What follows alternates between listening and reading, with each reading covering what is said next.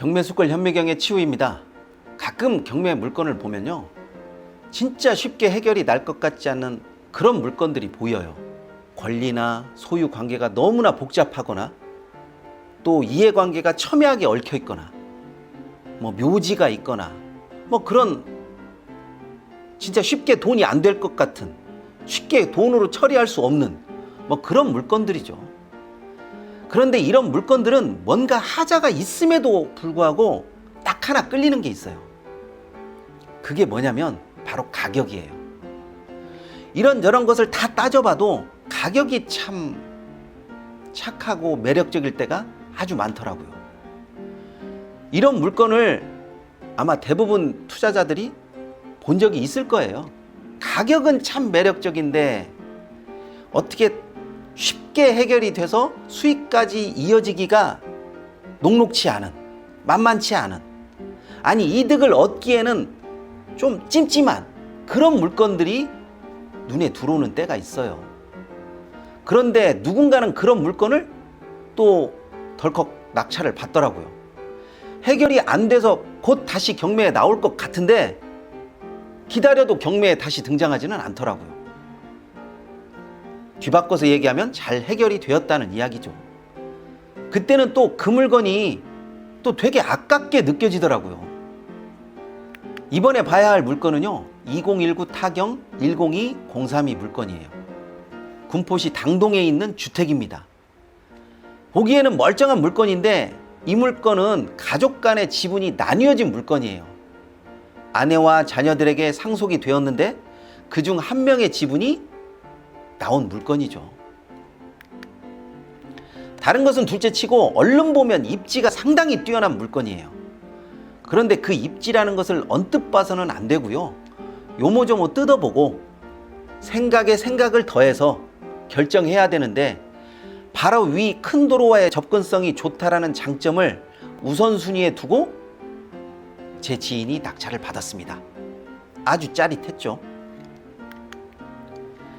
낙찰 금액과 차순위 금액을 보면 바로 느끼겠지만 금액 차이가 딱 6,100원 차이입니다. 1억이 넘는 낙찰 금액에서 만원도 안 되는 차이로 패찰하게 되면 정말이지 두고두고 머릿속에 남아서 아주 마음이 많이 복잡해지죠. 그래서 낙찰 금액은 정말 신중하게, 아주 신중하게 결정하셔야 됩니다.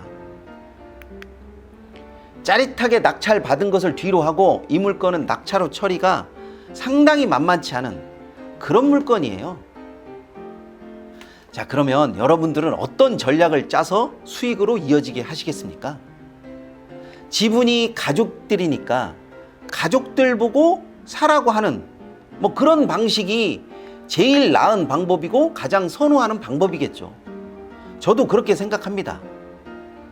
그런데 가족들이 경제적인 여건이 만만치 않으면, 또 쉽게 사줄 수 있는 돈이 없으면 어떻게 하시겠어요? 아무리 가족이 사야 한다는 것이 맞아도 솔직히 돈이 있어야 사는 거 아니겠어요?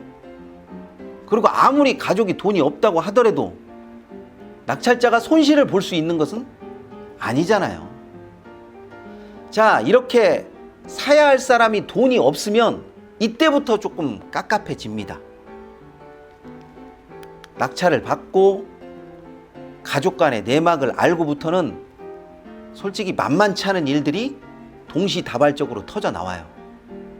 우선 집 상태가 너무나 좋지 않아서요, 매매는 물론이고 이 정도면 전세나 월세도 쉽게 빠질 기미가 없는 그런 상태의 집이라는 거예요. 여기에 주택으로 대출도 쉽지 않은 상황이어서 상황이 진짜 점점 난감해지더라고요. 돈이 없으면 대출을 받아서라도 이 집을 가족들이 사야 하는데 아시다시피 요즘 주택으로 대출을 받기가 굉장히 힘들어졌어요. 다른 가족들의 경제적인 여건도 녹록치가 않아가지고요, 천상 돈을 융통할 수 있는 것은 오로지 저 집과 땅밖에 없다라는 이야기가 돼요. 자, 이 상황으로 이러지도 저러지도 쉽지 않으면 어떻게 해야 되나요? 이런 상태가 되면 낙찰자가 주도적으로 어떤 상황을 이끌고 나가야 되는데 낙찰자는 어떤 식으로 이 물건을 정리하고 빠져나와야 하는지, 나머지 가족들과 처분해서 지분대로 나누어 갔든지 아니면 대출을 끌어와서 낙찰자의 지분을 처리해 주는 것이 가장 좋은데 여건이 그렇게 되지 않으니까 그냥 시간만 패죽이고 있는 거죠. 그런데 낙찰자에게 다른 아이디어가 하나 떠오르더라고요.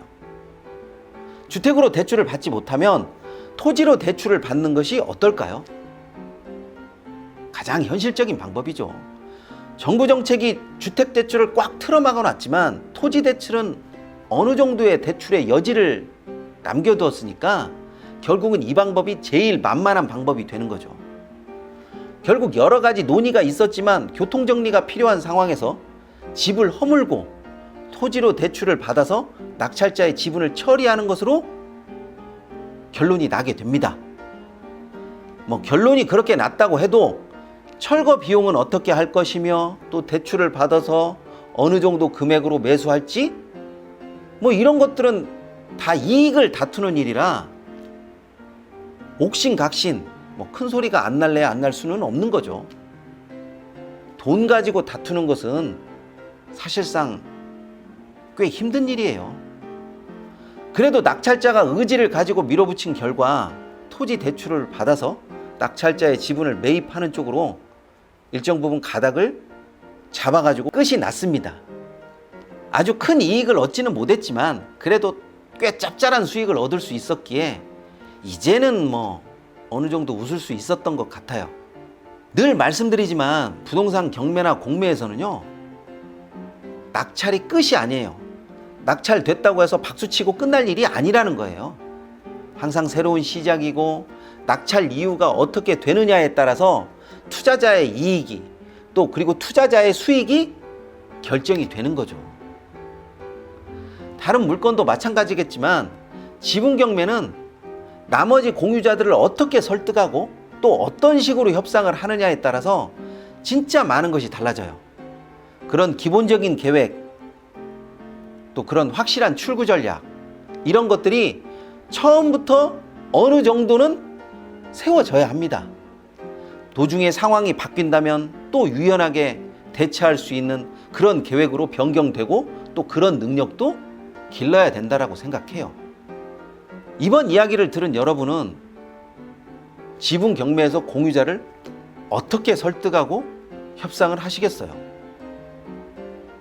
일률적인 방법은 없어도 사람마다 기본적인 계획은 나와야겠죠. 좋아요와 구독하기는 꼭 좀 눌러주시고요. 필요한 것이나 또는 묻고 싶은 것이 있으면 언제든지 댓글 달아주시기 바랍니다. 제가 성심성의껏 답변을 해놓도록 하겠습니다. 이번 시간은 여기까지 하도록 하겠습니다.